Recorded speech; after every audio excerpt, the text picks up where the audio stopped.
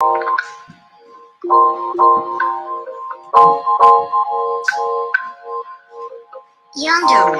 just got a few verses out of it. I probably got like 2 verses. I see trooping now, we climbing up, we climbing up, we climbing up, we climbing up, we climbing up, we climbing.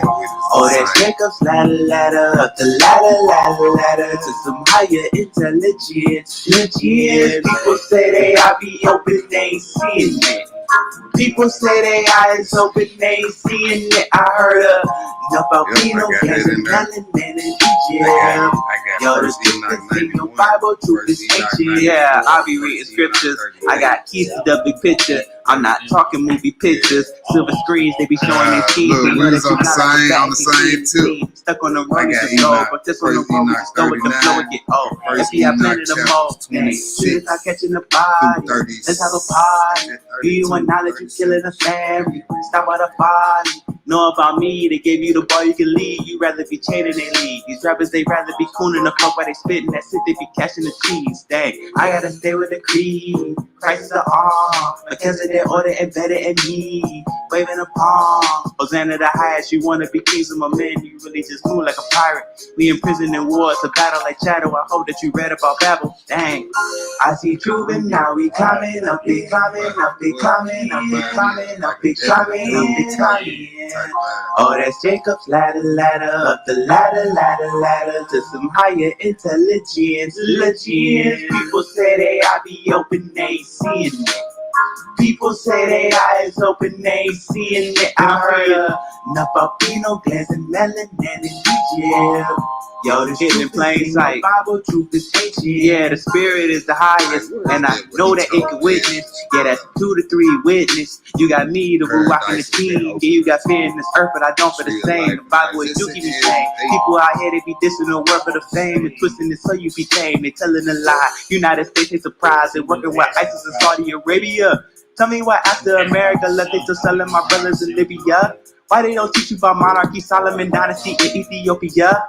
They don't want you to know your history, achieve it by any your means. I'm Hebrew by black, what you mean? Reparations, the man in the green. They don't want us to go as a team. They don't want you to know of the East. An apostle with pins and a beat, and I give you a piece of my mind, I want peace. We need control in our own, we think it's the beast, the sky do reach. I pray to Yah, my God. Yeah, that's the God of my folks. When you say hallelujah, you praising the God of my folks. Leviticus 20:6, that happened to all of my folks. You ask them, what is this for? You want to know what is this for? I see truth and now we climbing up, we climbing up, we climbing up, we climbing up, we climbing up, we climbing. Oh, that's Jacob's ladder, up the ladder to some higher intelligence. People say they are the open, they ain't seeing me. People say they eyes open, they ain't seeing it. I heard about Pino, glancing melanin in Egypt. Yo, the truth is in your Bible, truth is ancient. Leviticus 26:44. And yet for all that, when they be in the land of their enemies, I will not cast them away, neither will I abhor them, to destroy them utterly and to break my covenant with them. For I am Yahuwah their God. But I will for their sakes remember the covenant of their ancestors, whom I brought forth out of the land of Egypt in the sight of all the heathen, that I might be their God. I am Yahuwah. Praise ye Yahuwah. Hallelujah.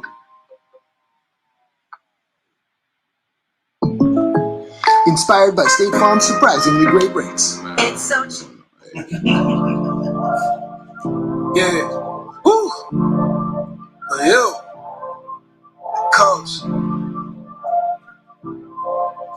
It's your favorite eye. Oh. Brothers. Yeah. Blessing on blessing. Blessing on blessing. Blessing on blessing.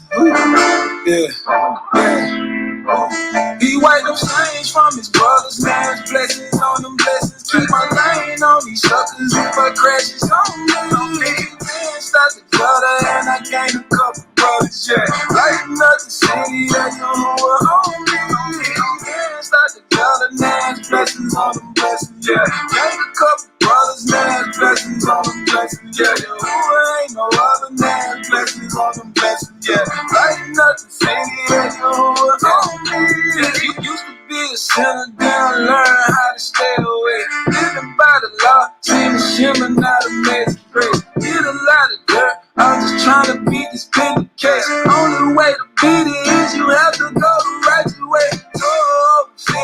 that's a bag, we just do a script. Bunch of dairy farmers got the meat, but I don't spill the milk. Milk is for the day, don't you see us with the trades?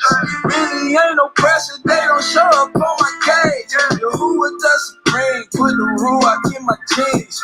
Told me about the queen, got them senses pretty keen. Gave up on my dream, and replaced it with a guarantee. Signed up with that 613, received a lifetime warranty.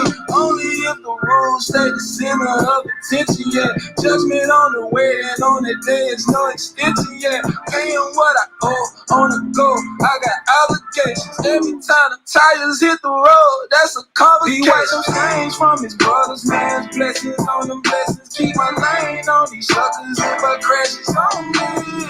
Then start the gutter and I gained a couple brothers, yeah. Lighten up the city, yeah, you were on me.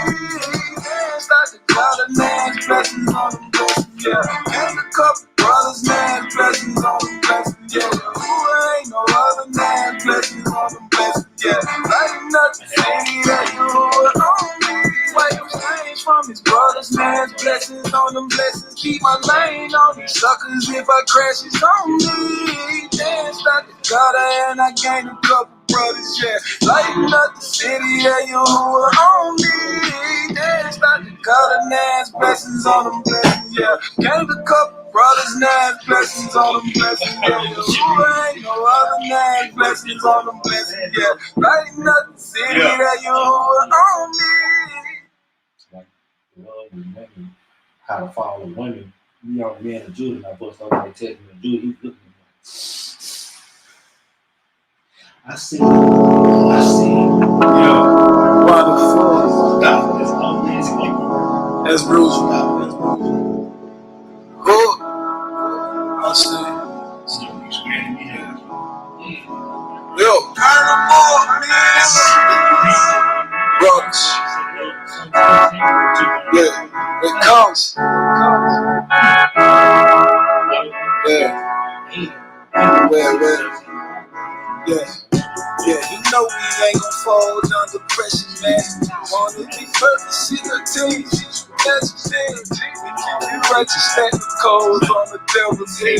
Don't do the world, it's the tough, what we do instead. I'm a Yahoo fanatic. I'm a Yahoo fanatic. I'm a Yahoo fanatic. Shout out to all the Yahoo fanatics. I'm a Yahoo fanatic. I'm a Yahoo fanatic. I'm a Yahoo fanatic. Shout out to all the Yahoo fanatics. Yeah, this 613 was free I in. Yeah, that part to the middle of the street. Known for the look, I'm a young Kareem. Script City boy, yeah, it's all this thing. Mine's at free 9 years like the trap. All this winning, let me run me a lap. Script hot, we don't even call it rap. First fruit, everything else get scrapped. Made in the zimmy, look at all these nails. Really about the business, how I live, no cap. Stand on this, I ain't taking no crap. Fortify house, they come with no cap. Big Bruce flag, keep it negative, man. You hate what I called it, you going out bad. Give it to you, that's how we brag. Couldn't do without him, I was almost dead. No more crowd, now stand alright. Straight by living with the folly on nights. Nothing ain't free, everything got a price. Out here working, trying to earn me some life. Campaign for peace, they can keep they straight. Stay away from sin, cause the beast gon' bite. Y'all know the wicked get no invite. These are the world, really not my type. Coach every time that I dress down. You know I be who would never let down. Careful with your way, boy, you might drown. We ain't with the argument, pipe down. Love in the air, feel it right now. Clean with the tool, that's a wipe down. You know the brew ain't the average. Whatever it is, I'ma manage. Yeah, you know we ain't gon' fold under pressure, man. Wanna be perfect, see the team. That's what it is. We keep it righteous, stack the codes on the devil's head. Don't do the world, it's the tough, what we do instead. I'm a Yahoo fanatic. I'm a Yahoo fanatic. I'm a Yahoo fanatic. Shout out to all the Yahoo fanatics. I'm a Yahoo fanatic. I'm a Yahoo fanatic. I'm a Yahoo fanatic. Shout out to all the Yahoo fanatics. Shout out to all the Yahoo fanatics. Shout out to all the Yahoo fanatics. Yeah, you know we ain't gon' fold under pressure, man. Wanna be perfect, see the team, see the designate. We keep it righteous, stack the codes on the devil's head. Don't do the world, it's the tough, what we do instead. I'm a Yahoo fanatic. I'm a Yahoo fanatic. I'm a Yahoo fanatic. Shout out to all the Yahoo fanatics. I'm a Yahoo fanatic. I'm a Yahoo fanatic. I'm a Yahoo fanatic. Shout out to all the Yahoo fanatics.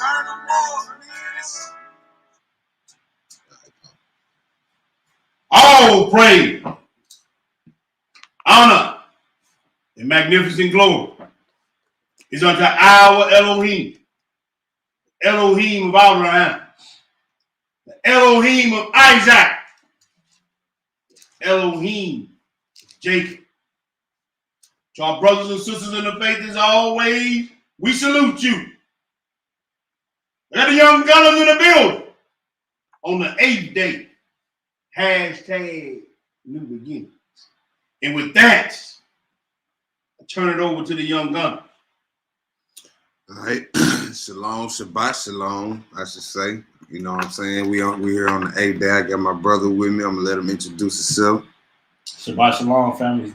It's your Atuwaya. No, that's how he does. Short and sweet. Short and sweet. All right. So y'all see the title. It's the 8th day. Hashtag new beginnings. So this is the culmination of the Feast of Tabernacles. It's probably one of the most meaningful yet least understood feast day. You know what I'm saying? This feast starts with the Shabbat and ends with one. This day points to, like I said, the ultimate culmination of tabernacles. Not only that, but the ultimate culmination of Yah's plan for mankind. You got the resurrection, the judgment, the wiping away of mourning and sadness. Man, you got the wicked, death only existing in the lake of fire at that point in time, and all the death is not on the earth at this time. That's the only place death will be. Man, and what we gonna do today, we just gonna go into the 8th day, what the 8th day represents, you know what I'm saying, and what's stored up for the righteous, you know what I'm saying, and what benefit is it for you to be righteous, you know, so that you can see a new beginning than this what we in now, you know what I'm saying. New beginning meaning new body, new circumstances, new heavens, new earth, new mindsets, you know. Just everything is new beginnings. You know what I'm saying? So we're going to get into it. Hebrew, you had anything to add to that? Nah, man. It's just crazy how we say, even when, you know, we was in the world, out with the old, in with the new. Yeah. So on a more spiritual level, when we look at a feast like this, you can see that, you know, on a higher level, out with the old, in with the new. Yeah, that's a fact. That's a fact. So let's go and get into it. We're going to start this out of Leviticus 23. We're going to pick it up at verse 33. All right. Leviticus chapter 23, verse 33. And the Lord spake unto Moses, saying, Speak unto the children of Israel, saying, The 15th day of the 7th month shall be the Feast of Tabernacles, for 7 days unto the Most High. On the first day shall be in holy convocation. Ye shall do no servile work therein. Right. 7 days ye shall offer an offering made by fire unto the Most High. On the 8th day shall be an holy convocation unto you. All right, so on the 8th day, he said it should be a holy convocation, a holy gathering, a holy rehearsal. What are we rehearsing for? You know what I'm saying? Why does it go to 8 days? There's only a 7-day cycle. You know what I'm saying? So what's an 8th day? You know what I'm saying? These all questions I'm pretty sure that it ran across plenty of Hebrews' mind dealing with this day. We're gonna get more into it as the lesson go on. Go ahead, Hebrew. All right. And ye shall offer an offering made by fire unto the Most High. On the 8th day? Go ahead. It is a solemn assembly, and ye shall do no servile work therein. These are the feasts of the Most High, which ye shall proclaim to be holy convocation, to offer an offering made by fire unto the Most High, a burnt offering and a meat offering, a sacrifice and drink offerings, everything upon his day, beside the Sabbaths of the Most High, and beside your gifts, and beside all your vows, and beside all your free will offerings, Yeah. which ye give unto the Most High. Also in the 15th day of the 7th month, when ye have gathered in the fruit of the land, ye shall keep a feast unto the Most High 7 days. On the first day shall be a Sabbath, and on the 8th day shall be a Sabbath. All right, so this was around the time of the year where you gathered all your fruit of your land, right? And it says, and then you shall keep a feast unto the Lord for 7 days. Now, let's look at this on the spiritual level, right? So you supposed to have seen some of the benefits of the seeds that you planted throughout the year by now. You know what I'm saying? And this ain't been a joyous feast for you if you look back and all your fruit is bad fruit. How can you enjoy your feast and all the fruit and your harvest is rotten? It's bruised. You know what I mean? But if you've been planting the right seeds all year, you know what I'm saying, you should be able to look back right about now and like, damn, okay, yeah, I see some progress. I see that tree sprouting up. I see that little leaf coming. You know what I mean? At least now. Yeah. At least some sprouting up. Yeah. You should be gathering the fruit. A little flower or something. But you know what I'm saying? A little some. Go ahead, Hebrew. All right, verse 40. And ye shall take you on the first day boughs of goodly trees, branches of palm trees, and the boughs of thick trees and willows of the brook, and ye shall rejoice. Right. Ye shall rejoice before the Most High your power 7 days, and ye shall keep it a feast unto the Most High 7 days in the year. It shall be a statute forever in your generations. Ye shall celebrate it in the 7th month. Ye shall dwell in booths 7 days. All that are Israelites born shall dwell in booths, that your generations may know that I made the children of Israel to dwell in booths. Yeah. When I brought them out of the land of Egypt, I am the Most High, your power. And Moses declared unto the children of Israel the feast of the Most High. Yep. All right. So on this day, with the day that we on now, we supposed to have a holy convocation or a holy rehearsal, right? He said on the 8th day. Why is the number 8 being used? Because it's a culmination of the first 7 simultaneously being the start of something totally different that we never seen. When you think, like you put it on, we on a 7-week cycle. Yeah. That 8th day is refreshing week. Yeah. You know what I mean? Yeah. It's the 8th day, it's the first day. Right. Right. Yeah. We're gonna get into that. Let's go to John chapter 7. Yes, sir. Let's go to John chapter 7. Let's go look at our master on this feast. See what all he had to endure. You know what I'm saying? Because this supposed to be a joyous feast. It's supposed to be a joyous feast.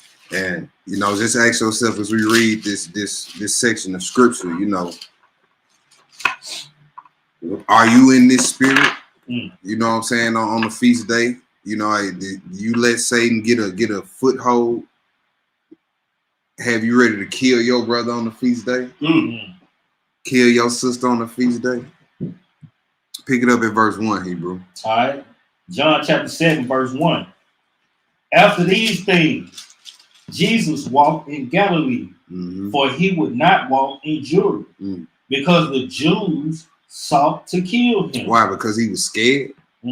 Nah, because he was fully submitted to the will of his Father. Therefore, the Father's timing meant everything to him. It wasn't his hour to go to Jerusalem. Yeah, go ahead. All right. Verse 2. Yeah.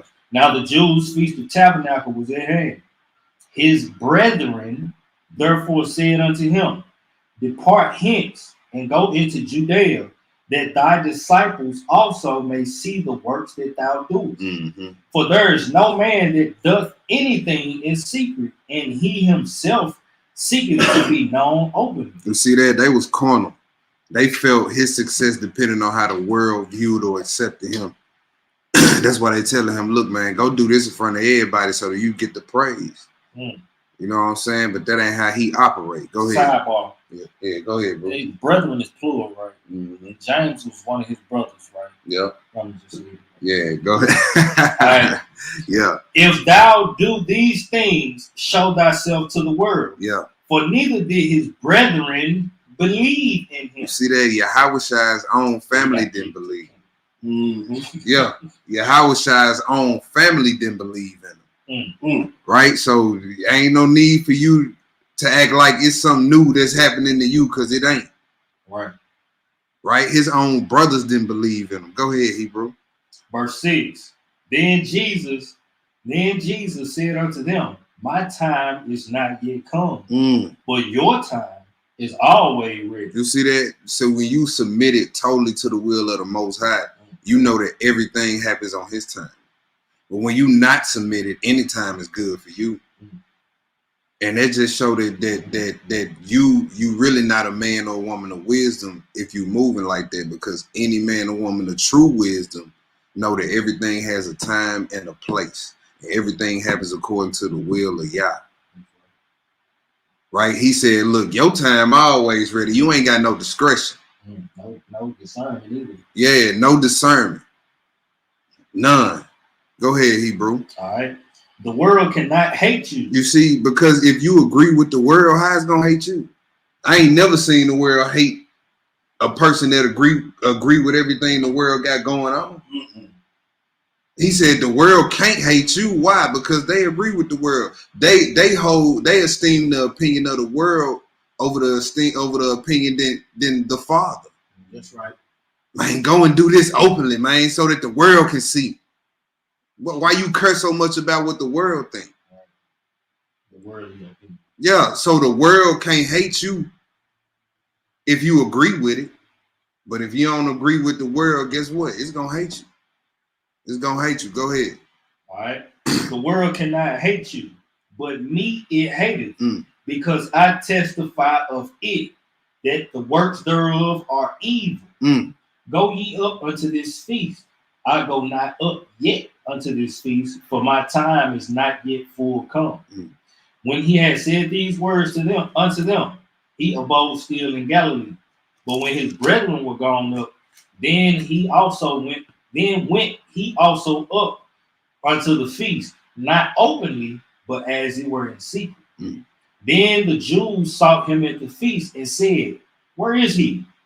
And there was much murmuring among the people concerning him. For some said, he is a good man. Others said, nay, but he deceiveth the people. Howbeit, no man spake openly of him for fear of the Jews. You see that? So, hey, when you out here, doing what you're supposed to do according to the will of the Father, hey, it's gonna be a split. It's gonna be a split decision on you with the people. Some people gonna say, hey, man, that brother, that's a good brother. And some people gonna say, man, that nigga ain't talking about nothing. Woe unto you when all men shall speak with. That's right. That's right. Because they did that of the false prophets.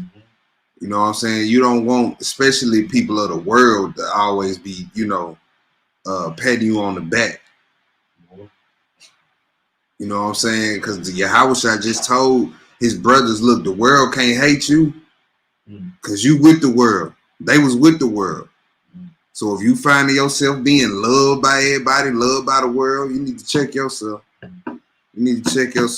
What verse are we at? Verse 14? Yes, sir. Go ahead, Hebrew. Now about the midst of the feast, Jesus went up into the temple and taught. And the Jews marveled, saying, how knoweth this man letters, having never learned?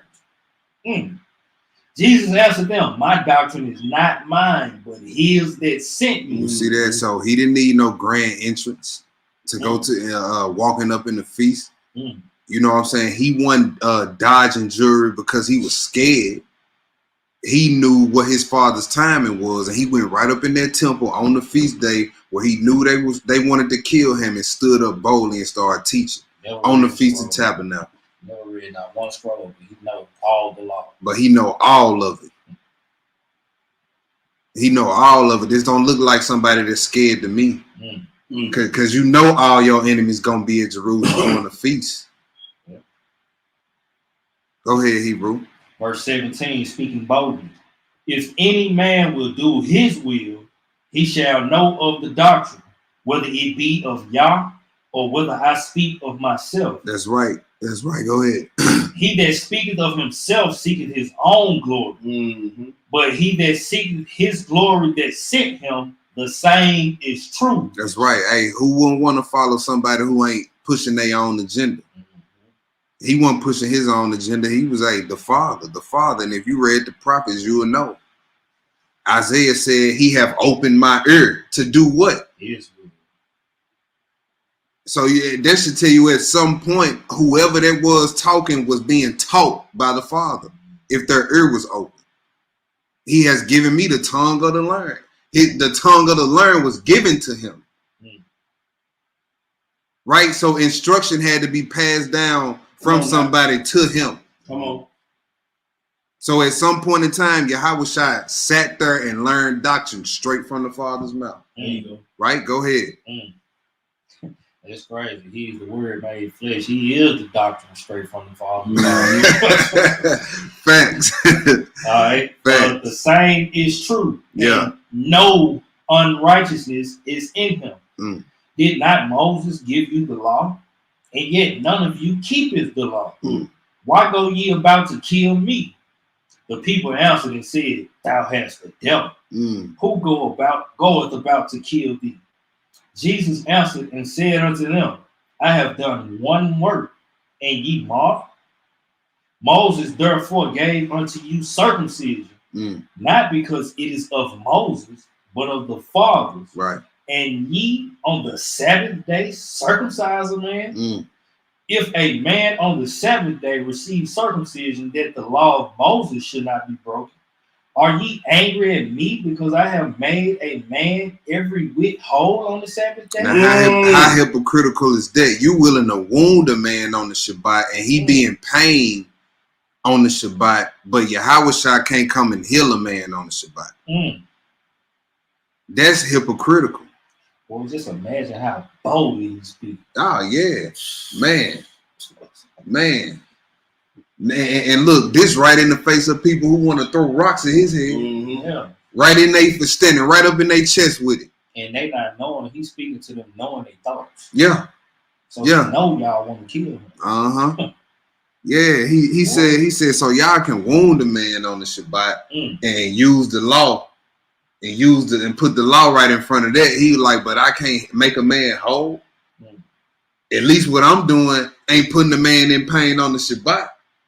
You know what I mean? Go ahead, Hebrew. Verse 24. Yeah. Judge not according to the appearance, but judge righteous judgment. Then says some of them of Jerusalem, is not this he whom they seek to kill? But lo, he speaketh boldly, and they say nothing unto him. That's how it is. That's how it is. The ones who always talking about you when they see you, it's crickets. It be crickets. They act like they don't even know you in the spot. They try not to make eye contact.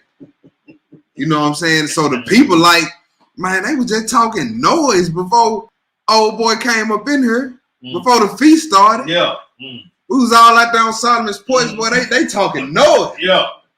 Now he here. All of a sudden they heard a voice, a loud voice in the temple going in, and they got proximity, John. Yeah. Look, and look, boy, Israel gonna let you know, man. Y'all, what y'all just talking about him? Ain't it the dude y'all just talking about?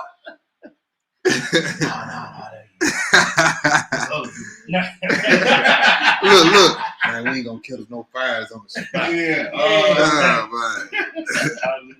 Go ahead. All right. Do the rulers know indeed that this is the very Messiah? They told him there. Right? Yeah. This is the very Messiah. Howbeit, we know this man whence he is.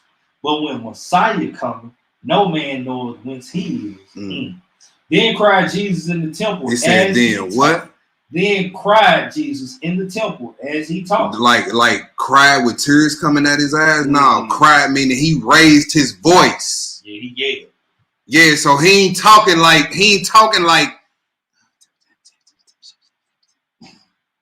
read what he said, Hebrew.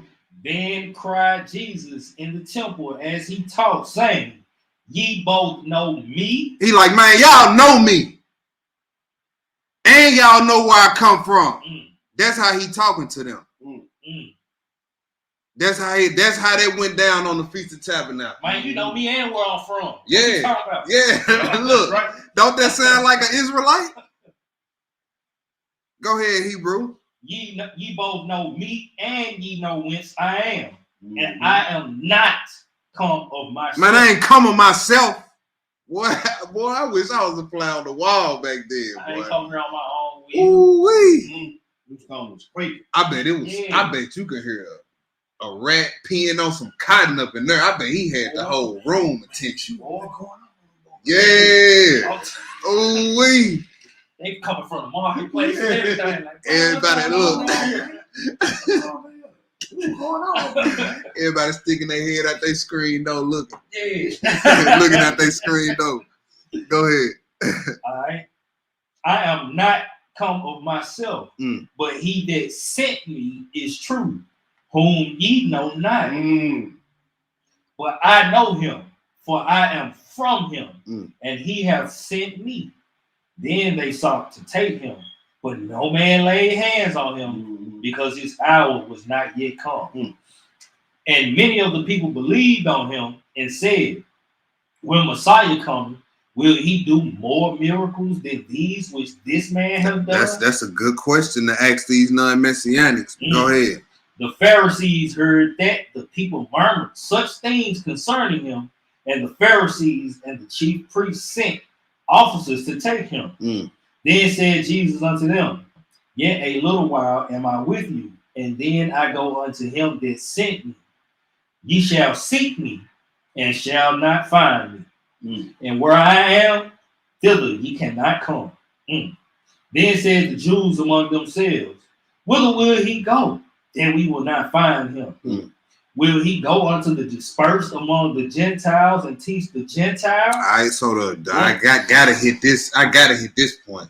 Since we at this verse, I gotta hit this point.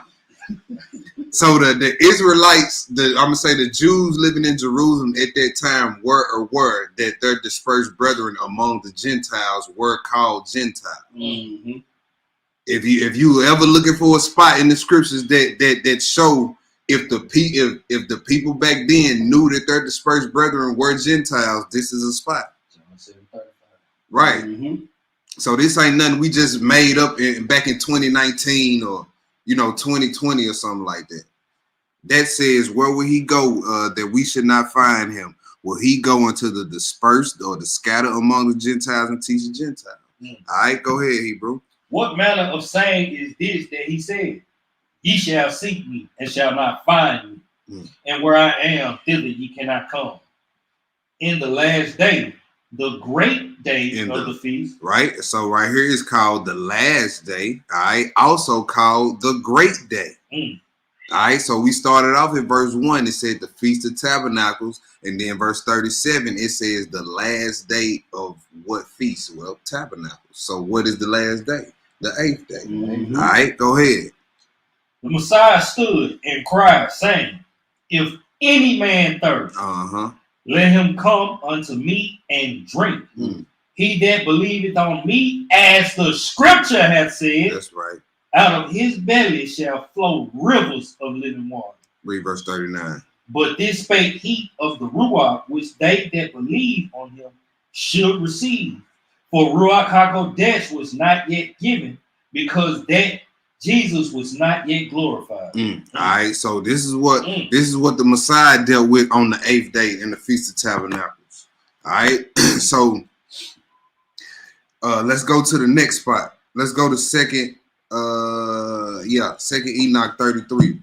All right, so we read in that verse 37, the 8th day called the last day. So let's go read something else about the 8th day. 37. 33. Second Enoch 33. Verses 1 and 2. Verses 1 and 2.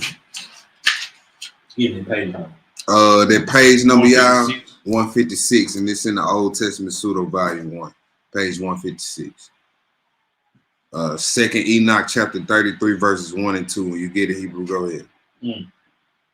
I'm reading the headline. All right, Second Enoch. Read that too. All right, Second Enoch, chapter 33. Forgive me. All right, it says Yah shows Enoch the epoch of this world, the existence of 7,000 years, and the 8,000 is the end. Is the what? Is the end. Okay. Neither years nor months nor weeks nor days. All right, go ahead. On the 8th day, I likewise appointed, so that the 8th day might be the first. All right, so remember what we said at the beginning. 8 is used because it's a culmination of the first 7, but the beginning of something totally different. It's all simultaneous, right? Go ahead. The first created of my week, and that it should revolve around. It should revolve in the revolution of 7,000, so that the 8,000 might be in the beginning of a time not reckoned and unending, neither years, nor months, nor weeks, nor days, nor hours, like the first day of the week, so also that the 8th day of the week might return continually. All right, so that's scriptural evidence that the 8th day is also the first day. Come on now.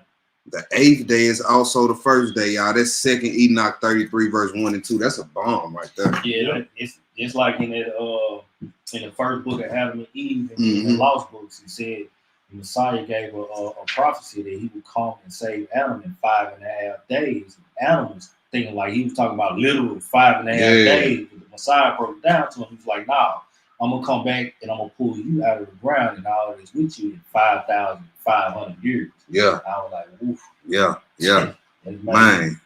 Man. One day with the Most High is 1,000 years. That's right. It's one day. That's a fact. All right, so let's go look at this process of 7 and it getting to the number 8. Let's go look at a few, you know what I'm saying, examples. Let's go look at that. Let's go to 2 Peter chapter 2. Go to 2 Peter chapter 2.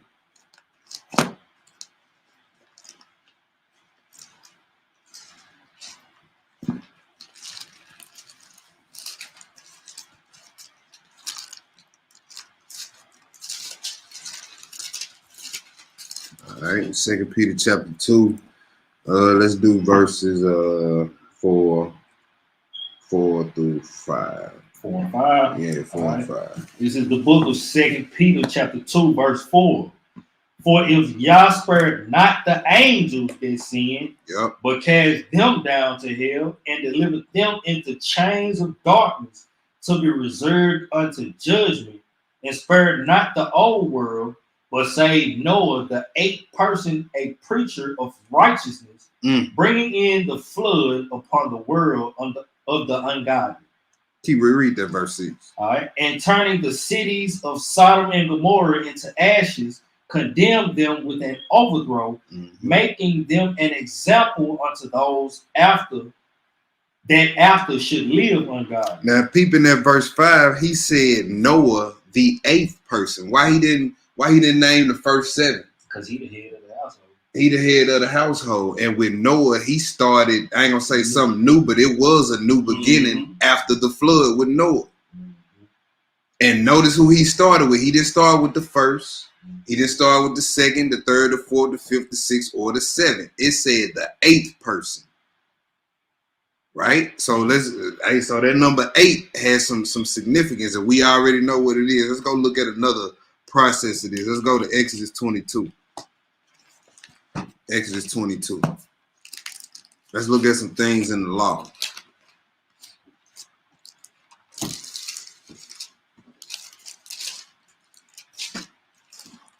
Because after he wiped all the everything off the earth, when Noah got off, when that 8th person got off, he told him to what? Replenish the earth.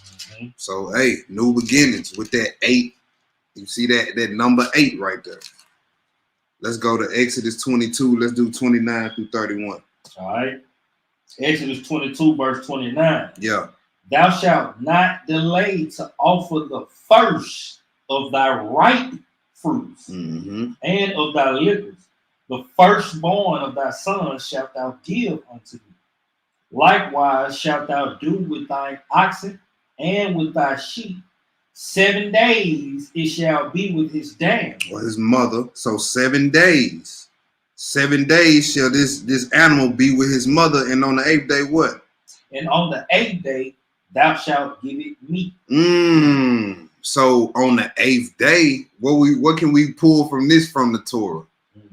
Right? 7 days creation still belongs to the Most High, but he letting creation hang with creation. And on the 8th day, everything in his creation returns back to him. That's right. Right? So so we see the 7 days being what? A prep process. It's either a preparation process, a consecration process, or a mixture of both.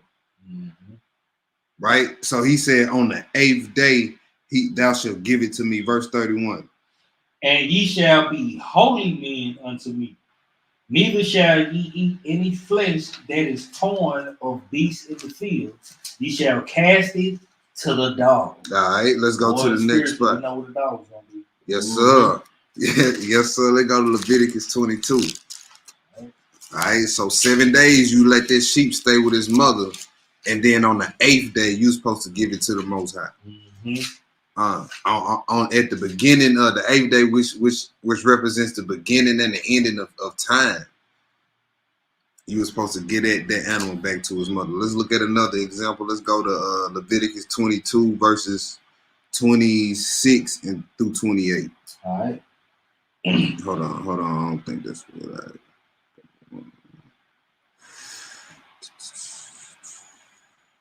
Yeah, that's it. We want to 27 now. Yeah, that's it. 26, 27. All right.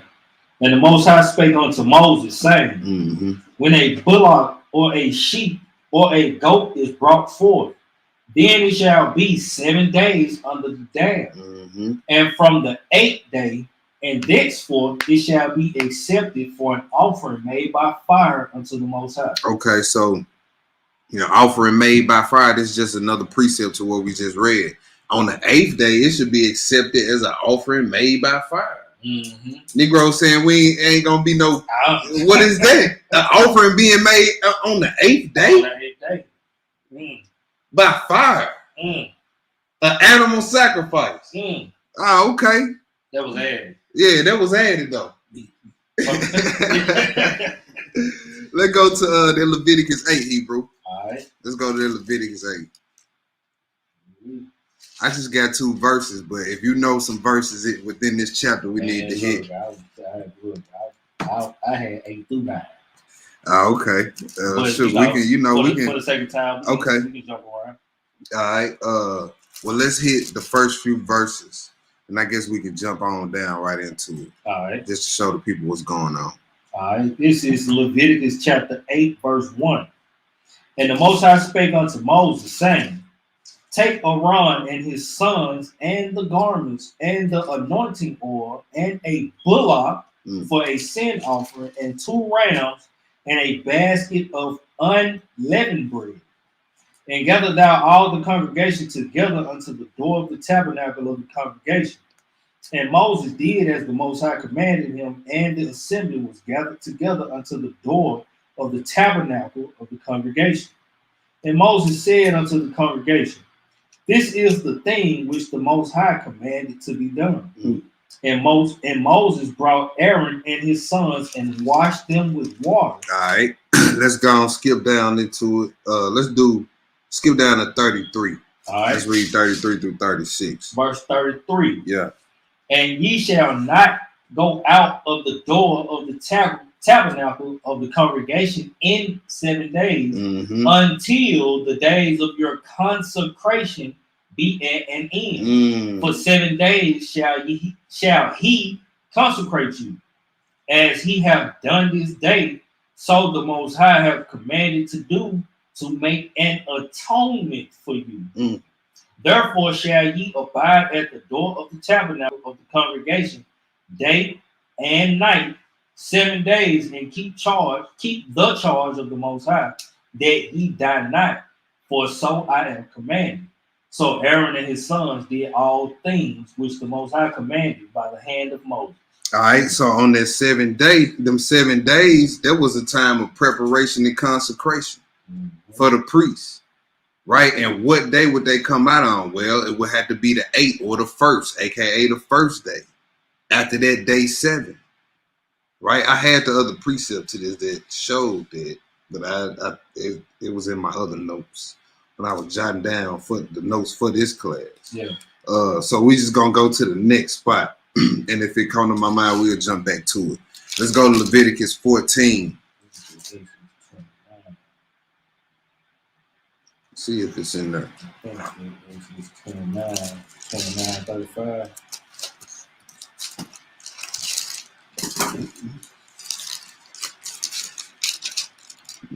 You said what verse? Exodus 29, 35 through 37. Man, boom, 7 days. Yeah, I think that's it. I think that's it.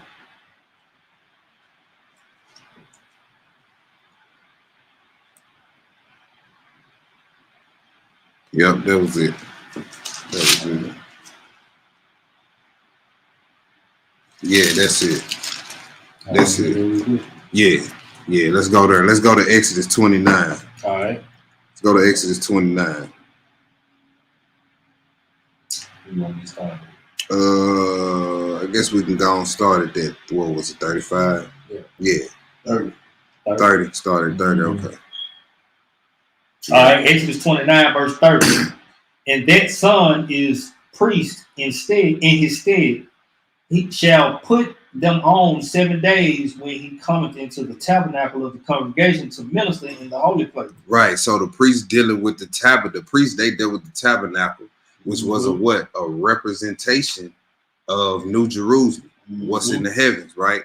And so, so if they dealing with all this symbolism, and they doing this thing for 7 days, that means you supposed to be looking forward again to that beginning, that new. Right, so this what the priest should have in mind, or should have had in mind, dealing with all this. All right, go ahead. Verse 31. Yeah. And thou shalt take the ram of the consecration and seethe his flesh in the holy place. Like boiling and seasoning. Yeah. Mm-hmm. Yep. Oh, good. Okay. Maybe they snuck that in there too. All right, verse 32. And Aaron and his sons shall eat the flesh of the ram. Do what? Eat the flesh of the ram. Okay. And the bread that is in the basket by the door of the tabernacle of the congregation. And they shall eat those things wherewith the atonement was made, to consecrate and to sanctify them. You see that? See what word is being used? Is being used within the 7 days. Consecrate, right? Set apart. You seeing a bunch of preparing going on. Brothers getting washed, brothers getting clean. You know what I'm saying? All this really is what needs to be taking place with us within these 7,000 years. Right? When the Messiah get back, he ain't got to do that much work. He just gonna do facts. and because you better clean yourself up. You don't want him to clean you up. That's why that bread was getting boiled. Yeah. Yeah. Burning all the impurities off. Yeah, see, you better go ahead and do it, because you don't like when you used to come in and be like, Mom, I can't find this so and so. You better not let me go in here and find it. Right. You better go and find it.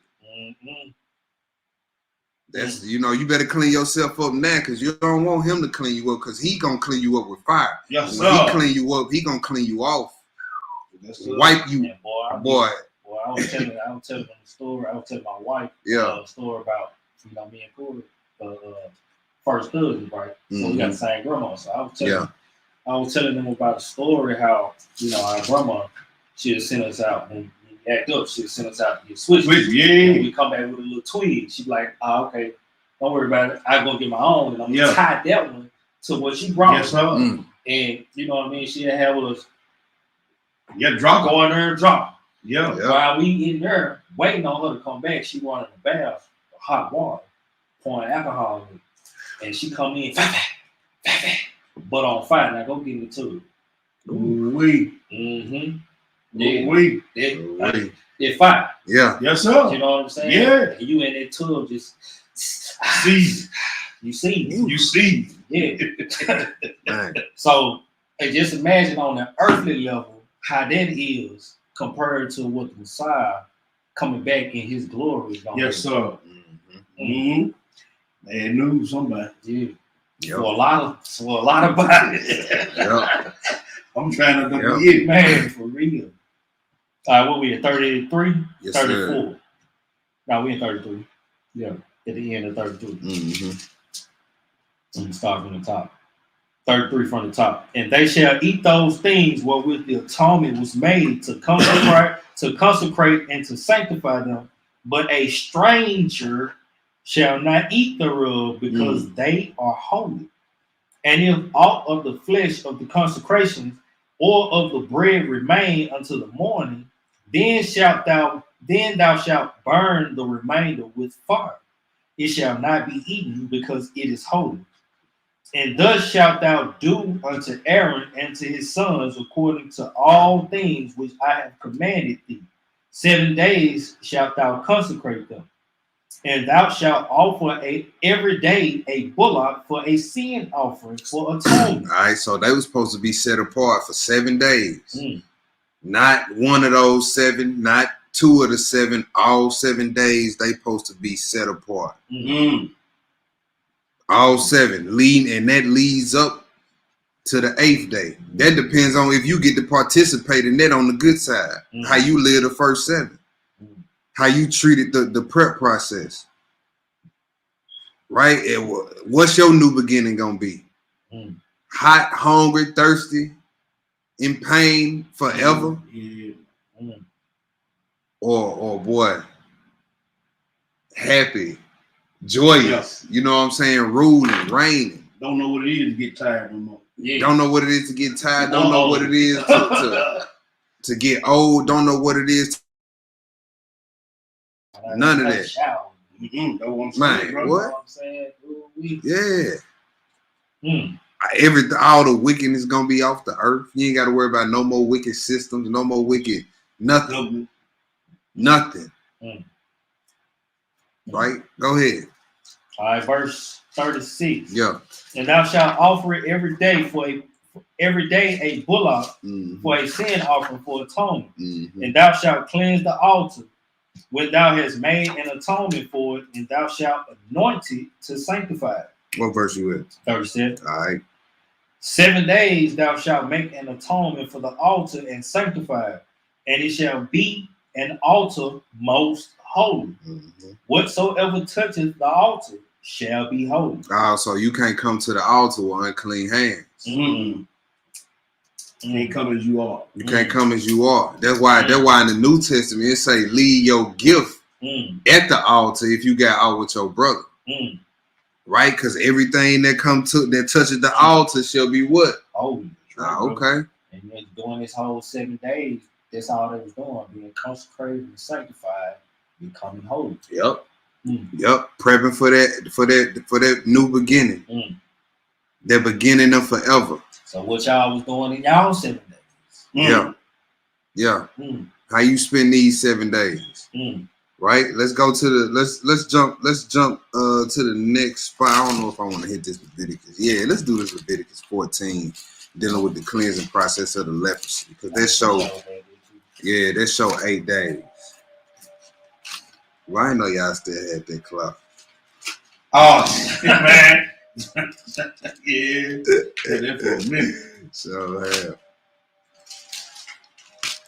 Leviticus 14, let's do 1 through 11. All right.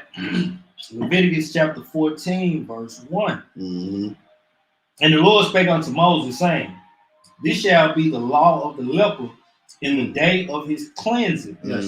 He shall be brought unto the priest, and the priest shall go forth out of the camp.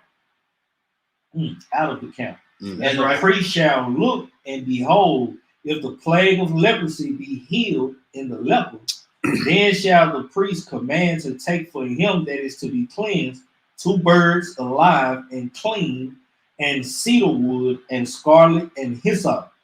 And the priest shall command that one of the birds be killed in an earthen vessel over running water. All right, so what lesson was there when we went through this? That was the defense mechanisms lesson. Okay, yeah, we went through this and showed, you know what I'm saying, we kind of went through this in detail in them classes, but just to give you a quick rundown. Now, you got this is the cleansing process of the lepers right here. Now, the Brew just read verses 4 and 5 where it says, and the priest, then shall the priest command and take for him that is to be cleansed 2 birds, right? Alive and clean, and cedar wood, scarlet, and hyssop. The priest shall command that one of the birds be killed in an earthen vessel running over water. Now, 2 birds, that's what? Creatures of the heavens. All right, and then you got one being killed, what? In the earthen vessel. With what? Cedar wood, scarlet, and hyssop. All right, so what does that show you? What do these 2 birds represent? Running water. Yeah. Well, when they killed Yahushua, when they stuck his side, what came out? Blood and living water. So the 2 birds obviously represent Yahushua. One dying and one resurrected.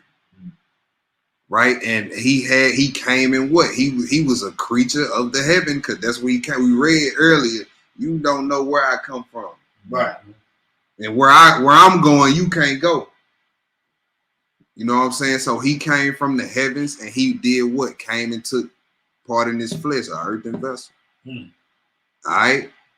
So all this has spiritual significance. Go ahead, Hebrew. Verse 7. And he shall sprinkle upon him that is to be cleansed from the leprosy 7 times. How many times? 7 times. Okay. And shall pronounce him clean. And shall let the living bird loose into an open field. Yeah. And he that is to be cleansed shall wash his clothes and shave off all his hair. New beginnings, huh? New beginnings. So after you've been cleansed of this disease, you got to shave all your hair off. And we went into how leprosy and the spread of it actually spiritually shows the slow spread of sin. Right? It starts off as a little spot and then it spreads. You can see it in your clothes. You can see it in your house. All that. Until you be consumed. Yep. Until you be consumed with it. Right? So leprosy spreads the same way sin spreads. Go ahead, Hebrew. All right. And wash himself in water that he may be clean. And after that, he shall come into the camp and shall tarry abroad out of his tent 7 days. But it shall be on the 7th day that he shall shave all his hair off his head and his beard and his eyebrows, even all his hair he shall shave off. Right. So remember, what's the name? 1 Corinthians 15. No flesh and blood shall enter into the kingdom. That's right. So he getting rid of the hair that all that disease was in. He getting rid of all that sin, right? So that he can be ready for this 8th day, for this new beginning. Right? The things that made him sick, he no longer has in his body or on his body. Right? But he had to deal with the priest to deal with that. All right, go ahead. And he shall wash his clothes, and also he shall wash his flesh in water, and he shall be clean. And on the 8th day, he shall take 2 he lambs without blemish, and 1 ewe lamb of the first year without blemish, and 3 tenth deals of fine flour for a meat offering, mingled with oil, and 1 log of oil. And the priest that maketh him clean shall present the man that is to be made clean, and those things before the Most High at the door of the tabernacle. Wow. So on the 8th day, that brother or sister is allowed to come back to what was the representation of New Jerusalem. So do y'all see the symbolism in the Torah dealing with the 8th day? Oh, praise. You know what I'm saying? So at the 8 days after he was clean, after he did all he was supposed to do to make himself clean, wash his flesh, cut his hair off. You know what I'm saying? The priest allow him to come back to the tabernacle. That should speak volumes right there. Let's go to the next spot. 1 Corinthians 15. 1 Corinthians 15, 22 through 28. So the 7 days is a preparation and consecration process. And then the 8th day, you just putting in motion what you was preparing for them first 7 days.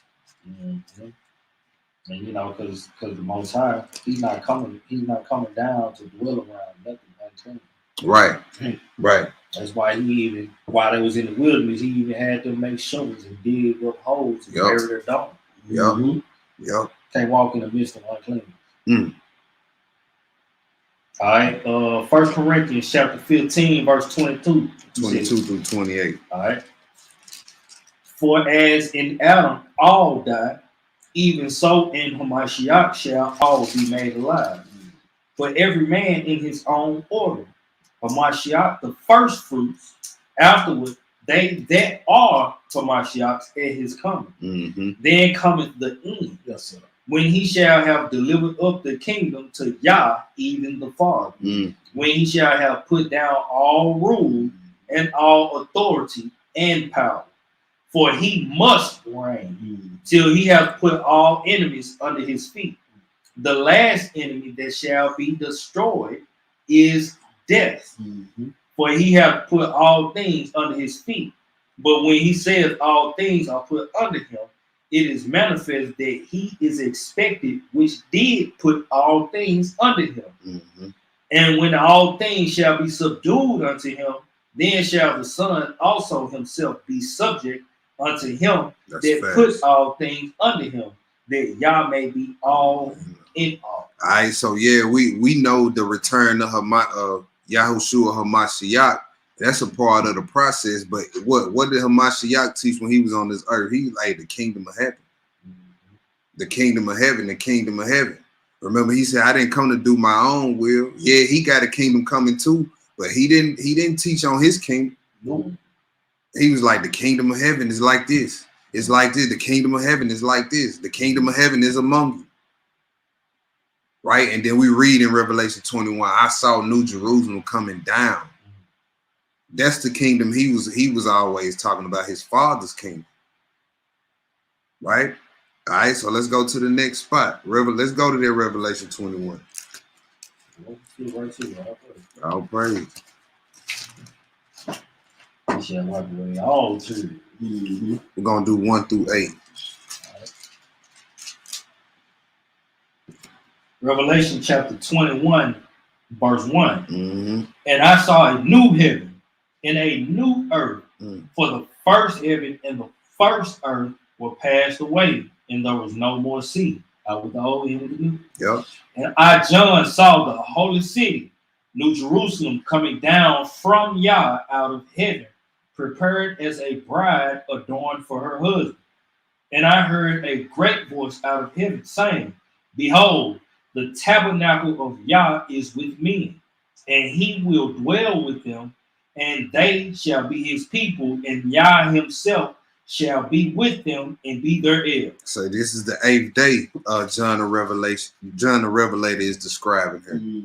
Right? Where the real tabernacle of Yah is going to be on earth with men. The Father himself will be here on this earth dwelling with men. That's what we need to be looking towards to. Right? And hey, we know Yahushua got his 1,000-year millennium reign, and that's going to lead you right into the Father's kingdom. That's right. Right? This is the kingdom of heaven that he talked about all the time. Go ahead, Hebrew. Verse 4. Yeah. And Yah shall wipe away all tears from their eyes. You see that? No more heaviness, no more sadness. None of that. Think about that. No more crying. Right? This is what the 8th day represents. Go ahead. And there shall be no more and there shall be no more death. No more death. No more relatives dying of cancer. No more people getting shot. No more children dying.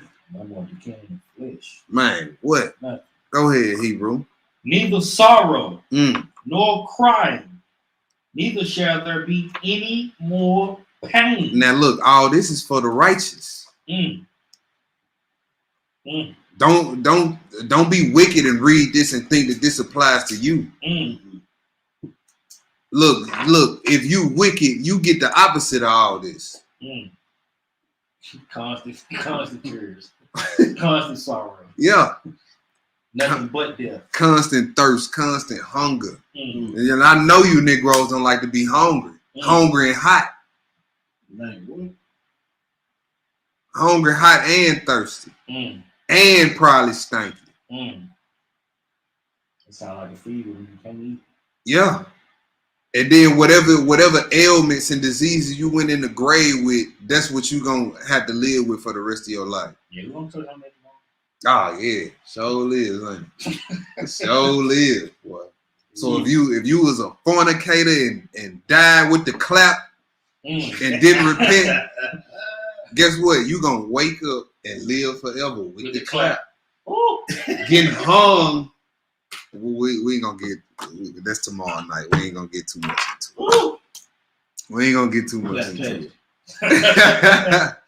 All right. So, what verse we start? Verse 5. Okay, read through. I'm gonna read the end of 4. Okay. All right. All right. For the former things are passed away, and he that sat upon the throne said, Behold, I make all things new. Mm. And he said unto me, Write, for these words are true and faithful. And he said unto me, It is done. Yeah. I am Alpha and Omega, the beginning and the end.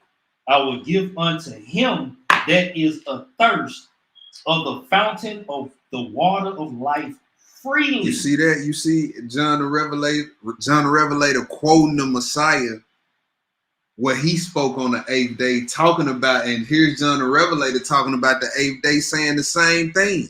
Isaiah 55. Yep. John the Revelator saying the same thing that the Messiah said on that great day, on the last day, the great day. Right? And he talking about New Jerusalem, the kingdom of heaven. And what did he say? If any man thirst, let him come to the waters and drink. That's right. Read. Freely. Go ahead. Verse 7.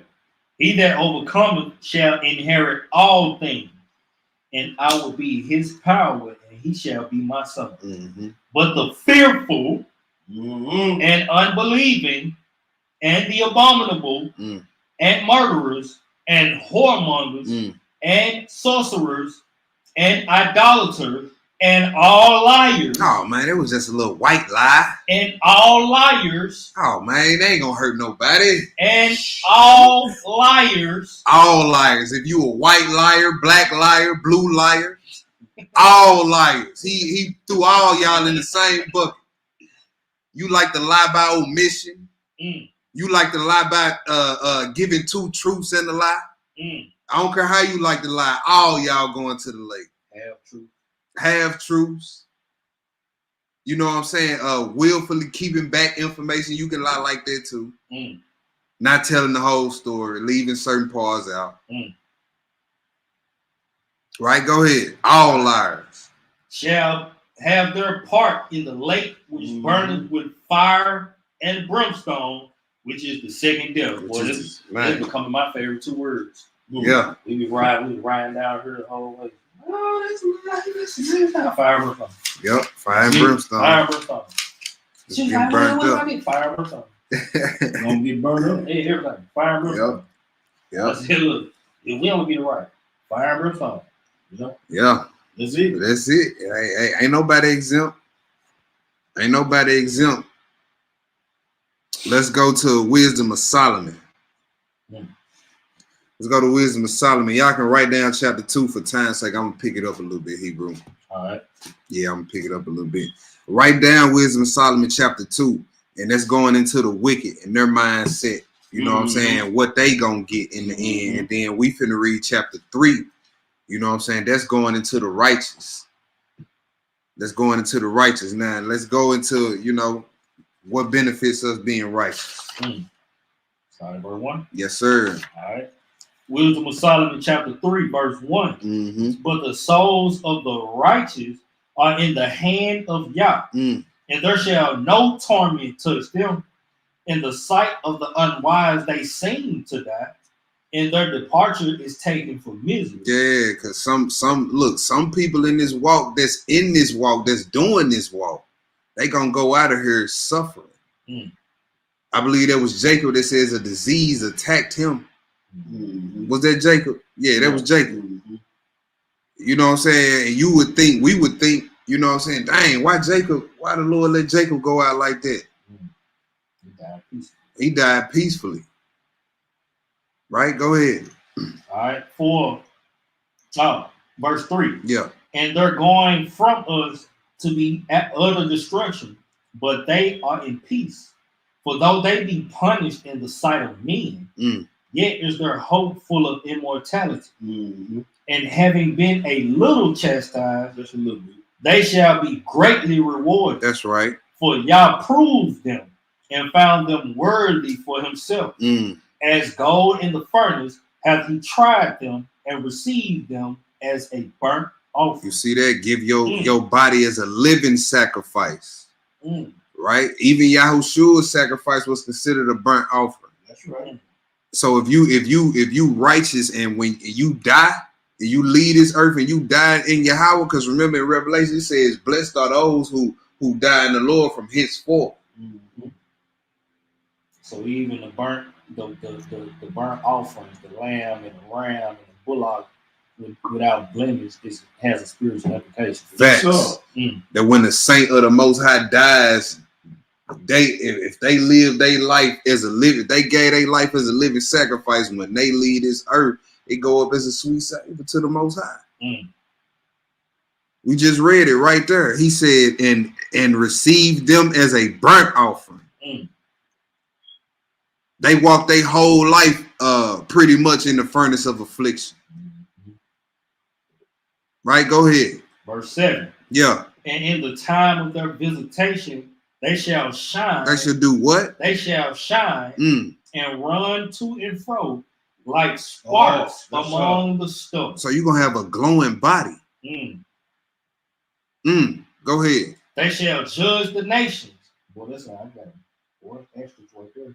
Oh, you can't judge me. Yeah, we got a question here. It says, how's it determined whom is righteous and whom is wicked? That's confusing considering we've all been wicked to some degree. The whole thing is, are you still flirting with wickedness? Now that you have the knowledge that you have, yeah, we all fall short. But the whole thing is, are you intentionally falling short? Or are you falling short because you just, didn't know or didn't understand something that you fell short? Okay, and then look, once you fall short and receive the knowledge of what you're supposed to do next time, if you still do what you did to fall short again, now you being wicked. In Ecclesiastes too, it say, hey, there's none that do with righteous that sin not. Right. I believe it's in that second, is it 1 John 3. If we say we have sinned, we make him alive. Yep. We have not sinned, we make him alive. That's a fact. Right. So you don't want to be in bed with wickedness. Right. You know what I'm saying? Still peeking at porn after midnight and all that. Nah, you not. That you being wicked. You know what I'm saying? When wicked thoughts come, are you casting them down or are you entertaining? Are you just letting it ride your brain? Are you just ignoring it? You being wicked at that point. Righteous man or woman is going to cast it down and replace that wicked thought with a righteous one. You know what I'm saying? Or if they get an inspiration to do something wicked, they're going to go out and do a righteous deed. Right. That's right. You know what I'm saying? Boom. That's what it is. Hope they got your child, the light of the Most High. Go ahead. Read that Ezekiel 18. I'm going to read a few verses. Pull this Ezekiel 18. I'm just going to read 20 through 23. All right. It says, the soul that sinneth, it shall die. The son shall not bear the iniquity of the father, neither shall the father bear the iniquity of the son. The righteousness of the righteous shall be upon him, and the wickedness of the wicked shall be upon him. But if the wicked will turn from all his sins that he hath committed and keep all my statutes and do that which is lawful and right, he shall surely live. he shall not die. Mm. All his transgressions that he hath committed, they shall not be mentioned unto him. In his righteousness that he hath done, he shall live. Have I any pleasure at all that the wicked should die, said the Most High Yah, and not that he should return from his ways and live. Verse 24. But when the righteous turneth away from his righteousness and committeth iniquity, and doth according to all the abominations that the wicked man doth, shall he live? All his righteousness that he hath done shall not be mentioned. In his trespass that he hath trespassed, and in his sin that he hath sinned, in them shall he die. So basically, a wicked man that repents and turns and keeps the law of the Most High, none of his wickedness shall be remembered if he continues on in the right way, down the right path of lawfulness and doing the right things according to the law. But if a righteous man who was keeping the law and being obedient to the Most High and the faith of Messiah turns from his righteousness and commits wickedness, his righteousness ain't gonna be remembered. Yeah, so you ain't gonna be able to throw up all the work you put in before you start being wicked in the face of the Most High. You're gonna be like, I don't know you. I never knew you. Depart from me, ye work, boy. Ooh. But master, we've prophesied in thy name. I never knew you. You better get out of his face before he come have somebody grab you up. When he say get out of his face, get out of his face. Right, even to the left. All right, we back in this Wisdom of Solomon, chapter 3. Verse 8. Yeah. All right, they shall judge the nations and have dominion over the people, and their master shall reign forever. They that put their trust in him shall understand the truth, and such as be faithful in love shall abide with him. For grace and mercy is to his saints, and he hath care for his elect. But the ungodly shall be punished according to their own imagination. You see that? He dealing with where the sin starts at. He's saying you're going to be punished for your own imaginations. That's what sin starts at. It starts with a thought. What you imagine in the sin first. I wonder if I can get away with that. You know what I mean? You're going to be punished for that. Go ahead. Which have neglected the righteous and forsaken the Most High. For whoso despiseth wisdom and nurture, he is miserable, and their hope is vain. Their labors unfruitful, and their works unprofitable. So everything you doing in this life, if you're not operating under the will of the Most High, it's for nothing. Vain. It's for nothing. You're gonna die and go to the lake of fire. And what can all that you accomplished in this life do for you at that point? So everything you did was for nothing.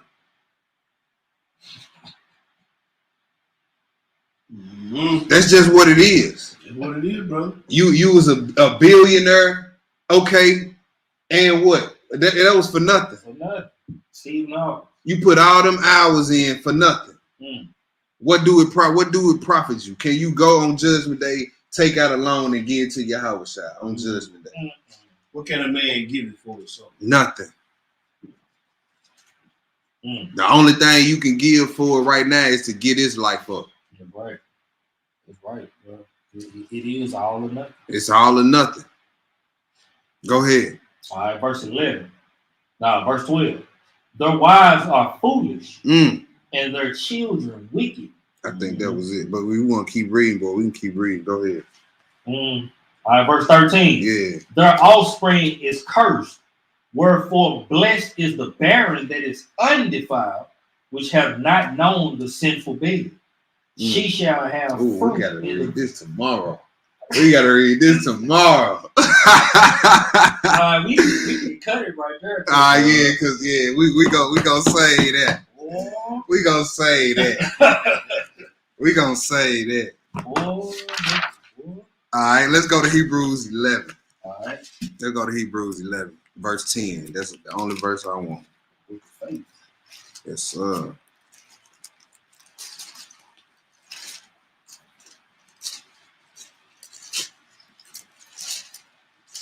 Mm. Hebrews, did I say 10 and 11? Hebrews 11 and 10. Okay, yeah. Go ahead. Hebrews 11 and 10. For he looked for a city which hath foundations, whose builder and maker is Yahweh. All right, John chapter 14, 1 through 3. That was talking about Abraham. He said he was looking for a city whose builder and maker is Yah, is God. John chapter 14, verse 1 through 3. When you get it, go ahead, Hebrew. Right. Let not your heart be troubled. Mm-hmm. Believe ye in Yah, believe also in me. Right. In my Father's house are many mansions. I ain't got no credit checks. Mm. No credit checks, no down payments needed. Mm. No mortgage. No mortgage. Live a righteous life in this life, and you good. Behold, I come quickly. My reward is with you. Man, he said, in my Father's house. And look, he ain't talking about his kingdom. He said, in my Father's house, it's many mansions, not duplexes, not apartment buildings, not townhomes. That's right. Everybody that make the cut get a mansion. Now take it. And look, and you know, he don't operate on the same dimensions of measurements as we do. No. So think about how your mansion gonna look.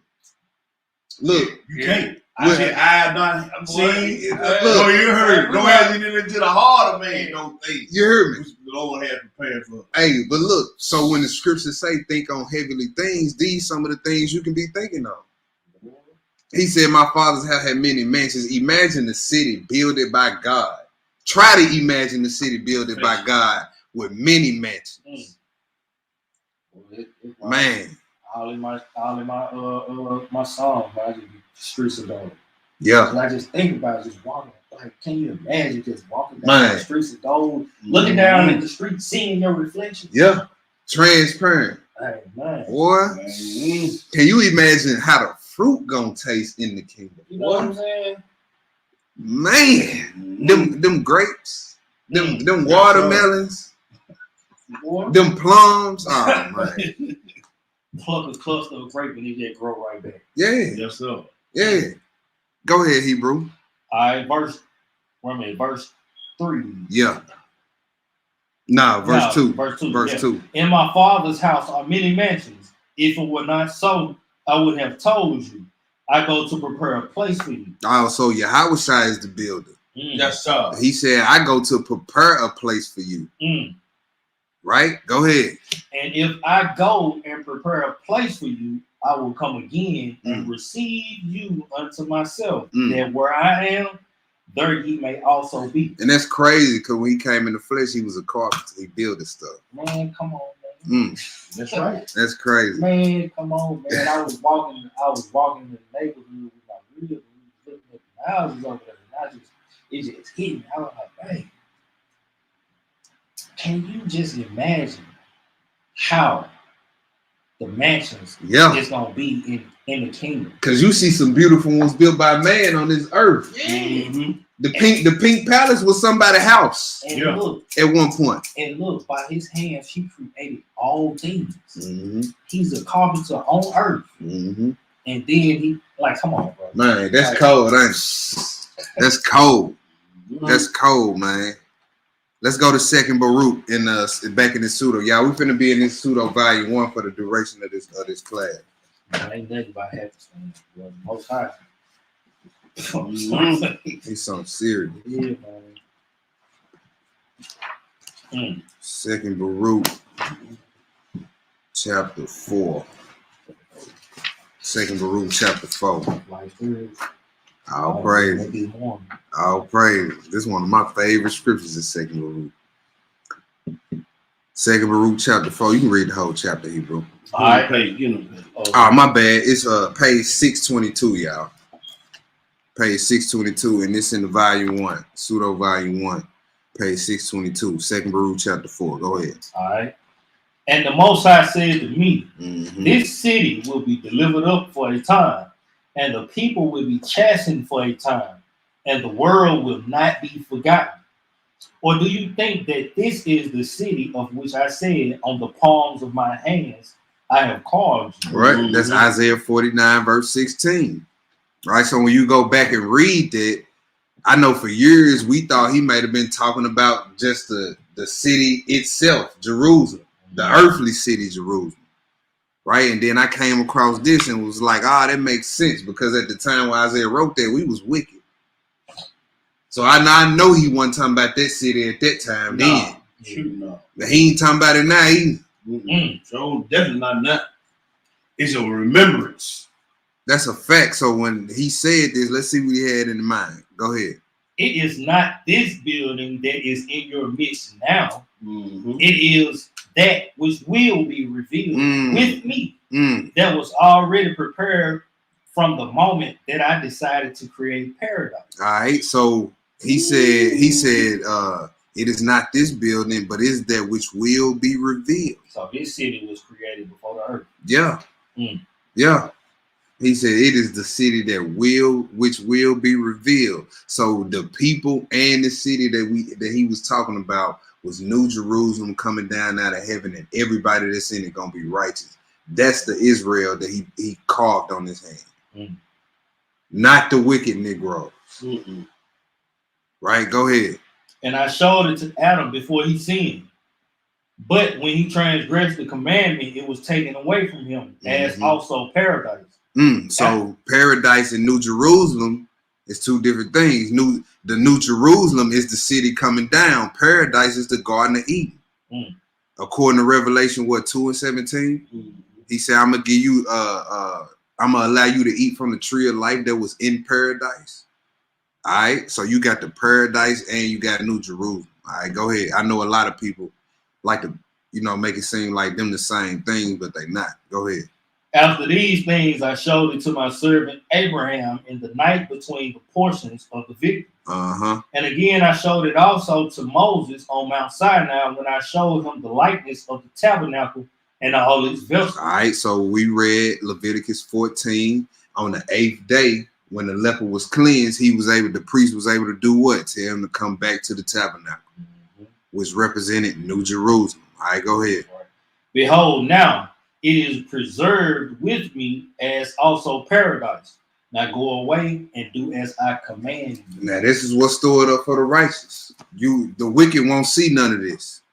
The wicked won't see none of this. Let's go right into what's that? Second Baruch. I think I might have just put something there. That ain't even no spot. Let's do First Enoch 94. First Enoch 94.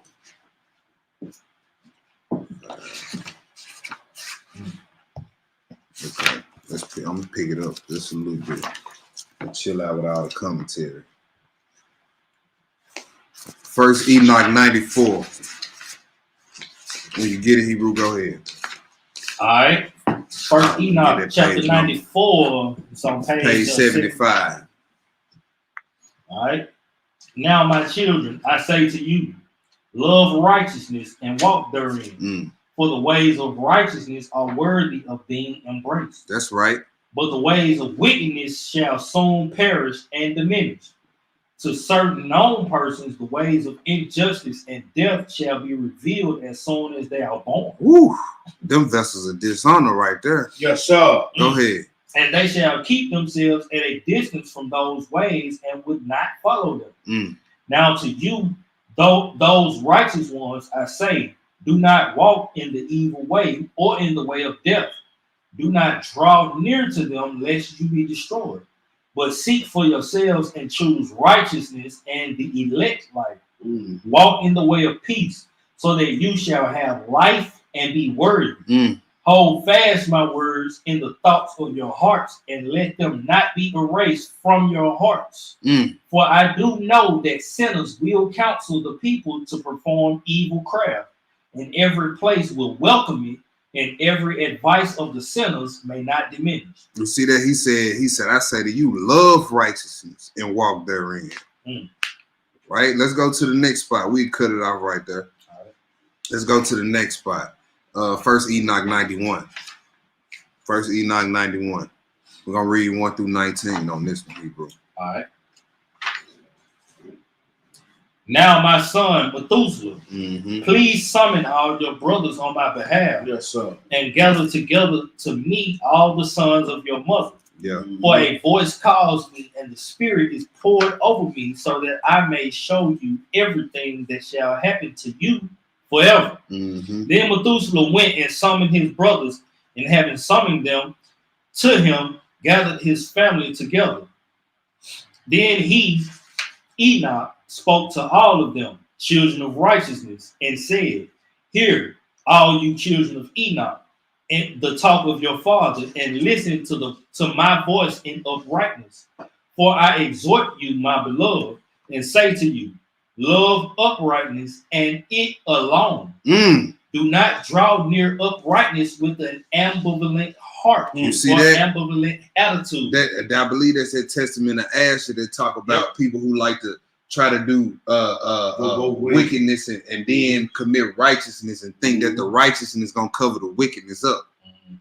But shoot, Ezekiel 18 tell you that don't work.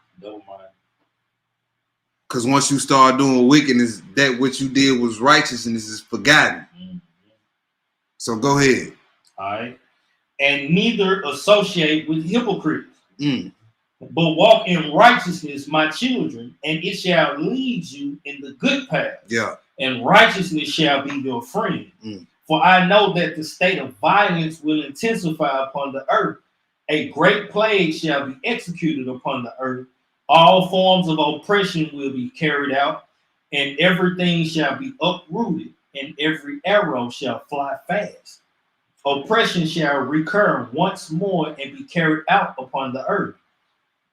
Every form of oppression, injustice, and iniquity shall infect the world twofold. When sin, oppression, blasphemy, and injustice increase, crime, iniquity, and uncleanliness shall be committed and increase likewise. Then a great plague shall take place from heaven upon all these. The holy master shall emerge with wrath and plague in order that he may execute judgment upon the earth. In those days, injustice shall be cut off from its source of succulent fountain and from its roots. Likewise, oppression together with deceit, they shall be destroyed from underneath heaven. All that which is common with the heathen shall be surrendered. The towers shall be inflamed with fire and be removed from the whole earth. They shall be thrown into the judgment of fire. You see that? So that's what's happening to the wicked, right? Go ahead. Let's read. We're gonna read what happened to the righteous. And perish in wrath in the force of the eternal judgment. Then the righteous one shall arise from his sleep, and the wise one shall arise, and he shall be given unto them, the people, and through him the roots of oppression shall be cut off. Yes, sir. Sinners shall be destroyed. By the sword they shall be cut off together with the blasphemers in every place. And those who design oppression and commit blasphemy shall perish by the knife. Did he say they're gonna be struck through? Yeah, he's gonna strike through strike through king. Yeah, gonna run the head over many countries. Yeah, them the ones who design oppression. Yes, sir. Go ahead. Then after that there shall occur the second 8th week, the week of righteousness. What? The week of righteousness. A sword shall be given to it, in order that judgment shall be executed in righteousness on the oppressors, and sinners shall be delivered into the hands of the righteous. At its completion, they shall acquire great things through their righteousness. A house shall be built for the great king in glory forevermore. I believe Revelation is that 21 or 22 where it say the kings of the earth gonna bring their glory into the New Jerusalem. Go ahead. Then after that, in the 9th week, the righteous judgment shall be revealed. The white throne judgment shall be revealed to the whole world. All the deeds of the sinner shall depart from upon the whole earth and be written off for eternal destruction.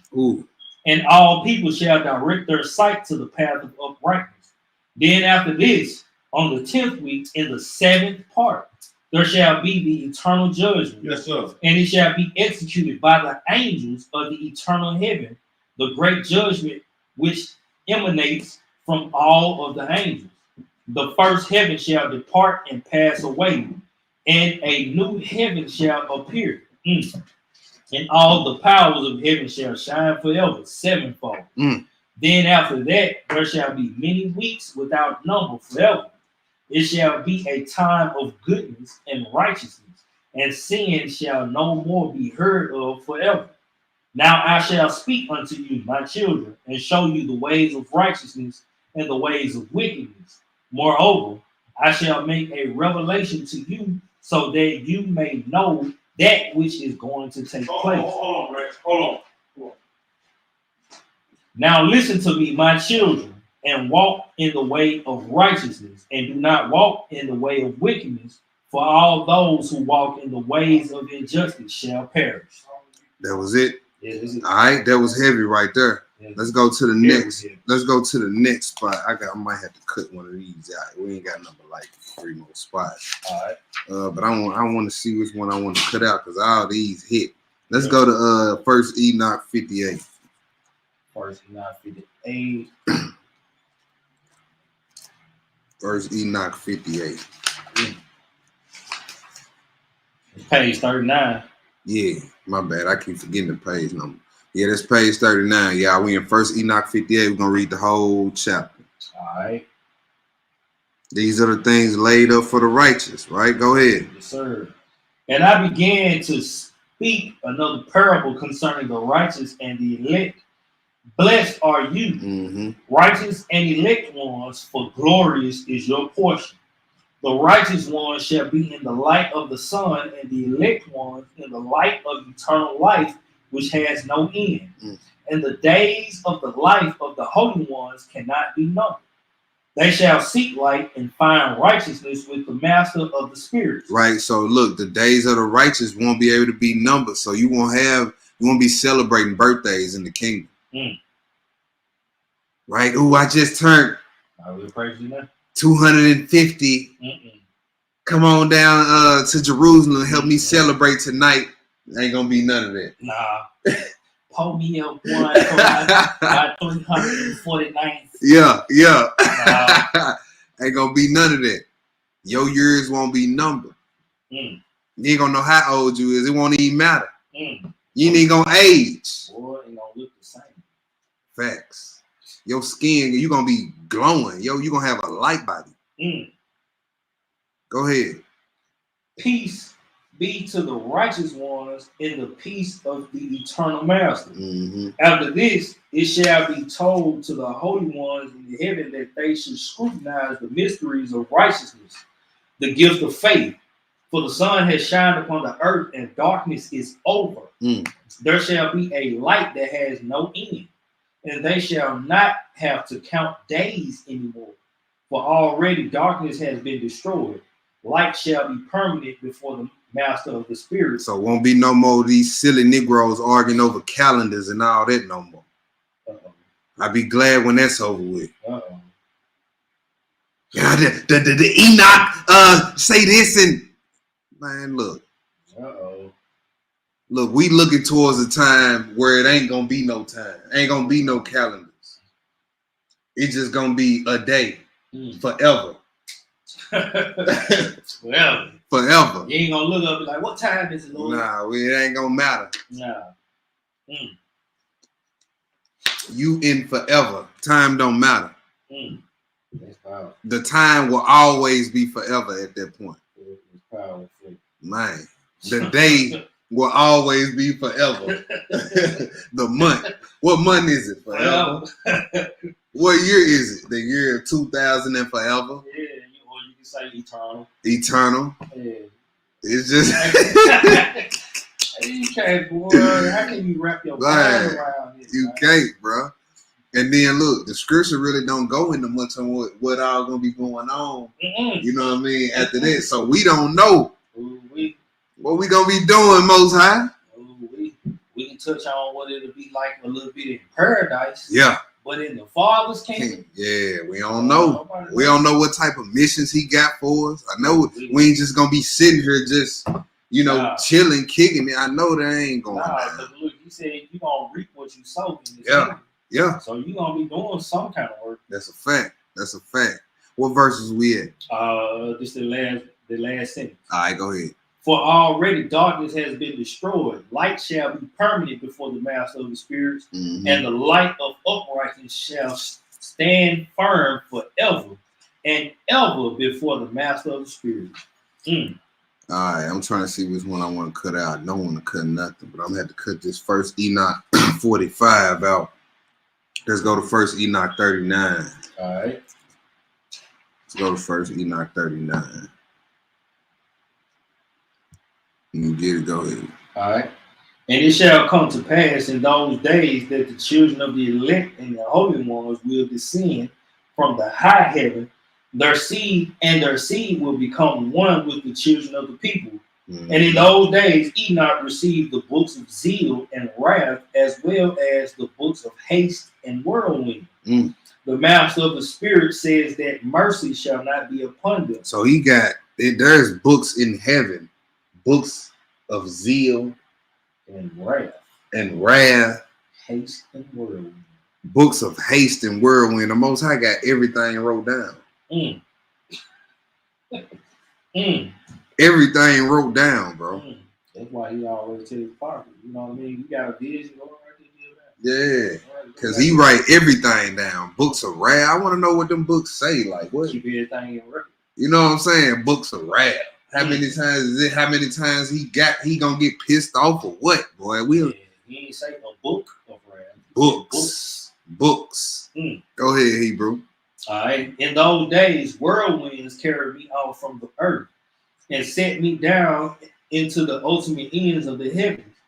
There I saw other dwelling places of the holy ones and their resting places too. The dwelling places. This sound like dimensions, don't it? Mhm. Go ahead. So there my eyes saw their dwelling places with the holy angels and their resting places with the holy ones. And they interceded and petitioned and prayed on behalf of the children of the people.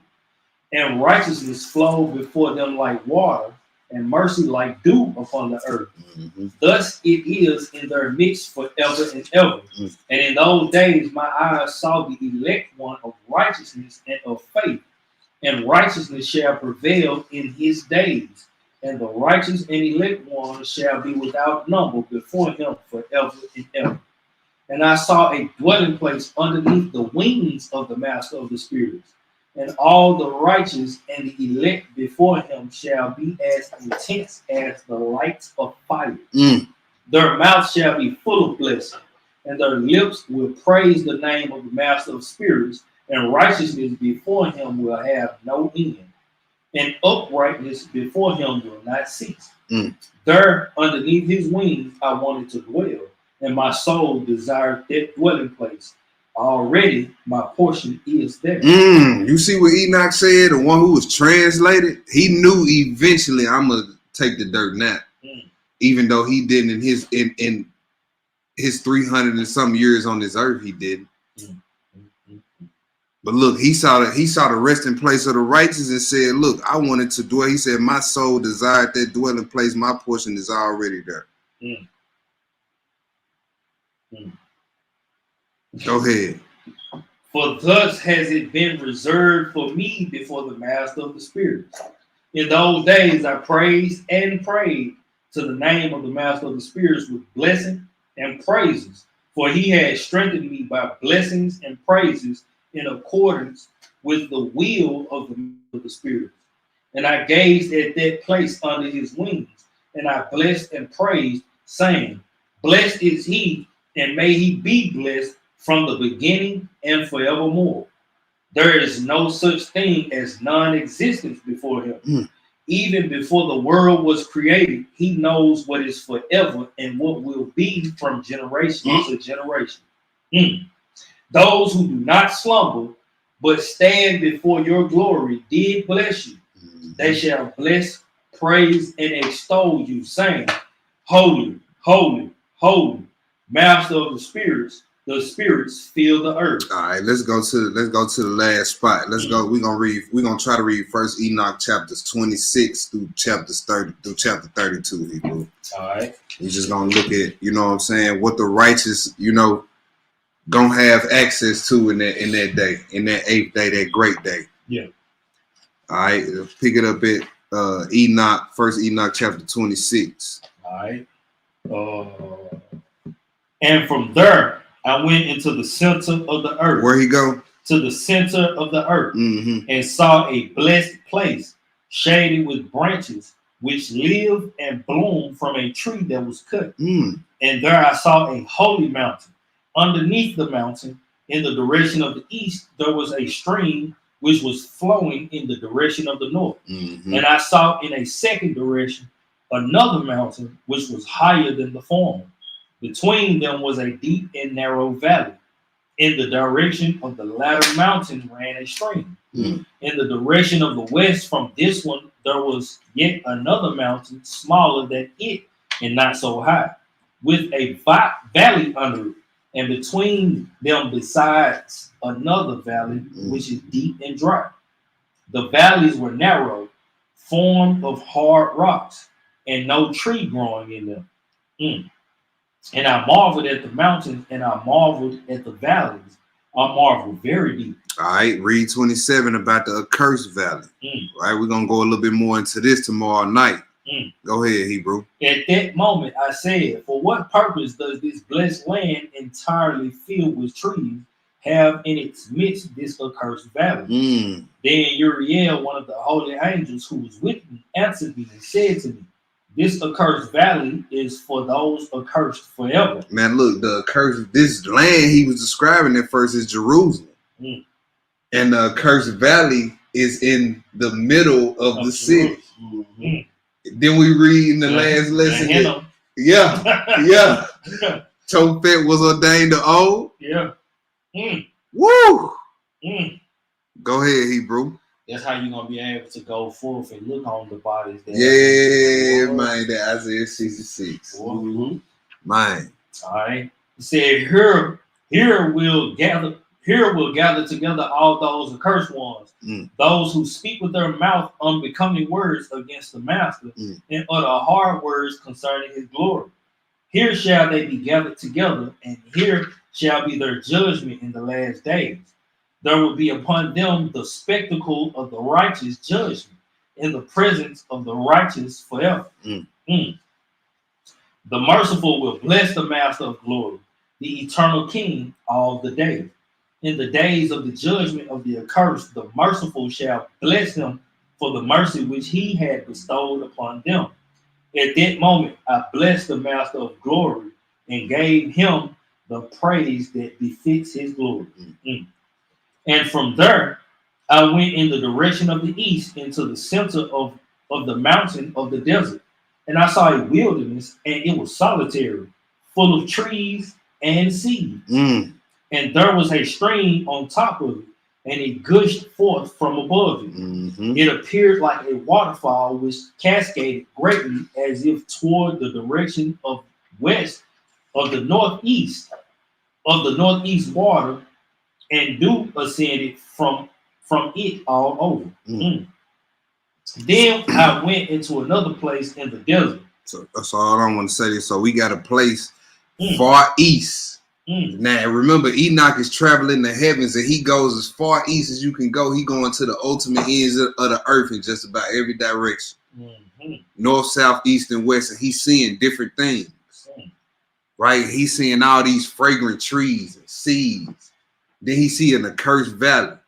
You know what I'm saying? All these things that's good is what's gonna be brought to this earth for the righteous in the 8th day. The trees that give off the fragrance, and man, you're gonna walk outside and the wind blowing and the leaves blowing. You're gonna be able to smell that fragrance coming out them trees and them flowers. Do we walk out there and smell that now? We smell gun smoke and sewage and exhaust pipes. That's making us sick. Like, just think about that. Go ahead, Hebrew. All right, chapter 29. Yeah. Then I went into another place in the desert, and I approached the easterly direction of this mountain. And I saw there the tree of judgment, which has the smell of rubbish. Its tree looked like that of frankincense and myrrh. And beyond those above the easterly mountain, it is not far. And I saw a place which is a valley of water that is endless. And I saw a beautiful tree which resembles a tree whose fragrance is like that of mastic.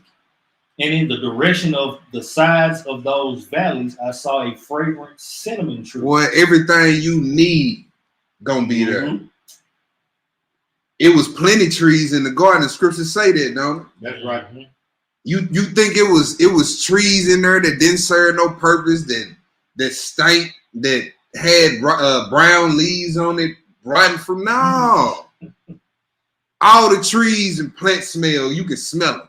Yeah, you can walk past and you just grab them. Man, cinnamon tree right there. You need mint over there. You need parsley over there. You need gold over there. You need metal. Whatever you need. That's right. Man. All the resources of the earth gonna be open to the righteous. For you to utilize at your own leisure. That's so good. Man, that's beautiful, man. Not have to worry about having no license for this. Go and get man, look. Go ahead, Hebrew. Hearing that, why would you want anything other than this? Yeah. You should be trying to find out how to obtain this. What do I need to do to get to this place right here? Yeah. And what do I need to not do? Yeah. To go to the other back place? to that accursed valley that he saw. Yeah. Right. And over these, I proceeded in the easterly direction. Right. And I saw other mountains with trees in them. There flowed from them the trees something like nectar, called Sarara. I guess that's what that is. Yeah. And Galbanum. And over these mountains, I saw yet another mountain, and in it there were aloe trees.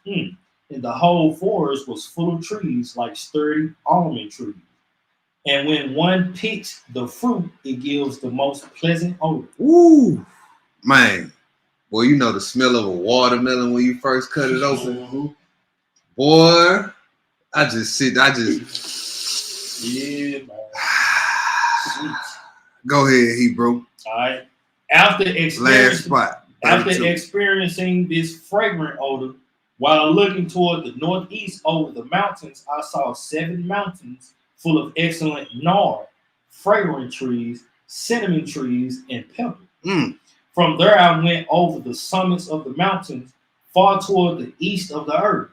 I then passed over the Erythraean Sea and went far from it, and passed over the head of the angel Zutuel. And I came to the garden of righteousness and saw beyond those trees many other large ones growing there. They're fragrant, sweet, large ones with much elegance. See that? See, that's what I was talking about. And he went to the garden of righteousness. And he said he saw many fragrant trees. Large. Man.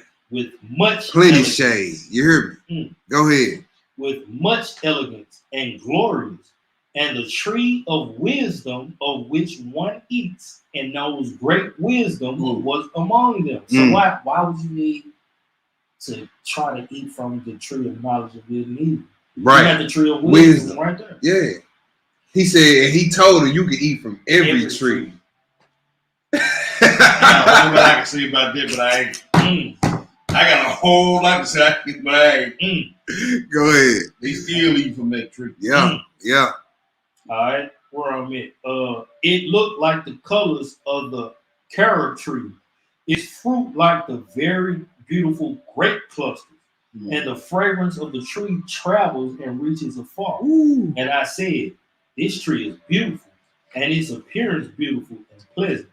Then the holy angel Raphael, who was with me, responded to me and said, this very thing is the tree of wisdom, from which your old father and aged mother, they who are your precursors, ate and came to know wisdom, and consequently their eyes were open and they realized that they were naked, and so they were expelled from the garden. All right, so all these things that we read about, you know what I mean? These fragrant trees, you know, all this beautiful stuff, no crime, no depression, no none of that, no having to take out loans, paying mortgages, no more pain, no more getting sick, no more worry about having to catch. Am I gonna catch COVID? You don't have to wear no mask in the kingdom. You know what I mean? You don't have to take no shots to be a part of this city. Right? So the 8th day, new beginnings. You know what I'm saying? What do you want your new beginning to be?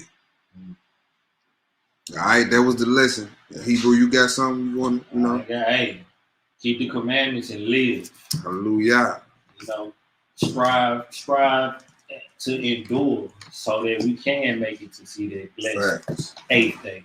Facts. But man, we finna go ahead and feast it up for a little minute. Yeah. You know what I'm saying? I hope y'all enjoy y'all 8th day. I'm gonna shout a couple of y'all out before we get up out of here.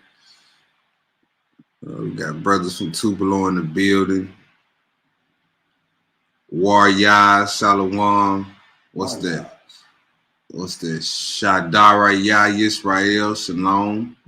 Felisa Davis Shalom. Aquila and Priscilla Ministries. Shalom. My brother and sister Shalom.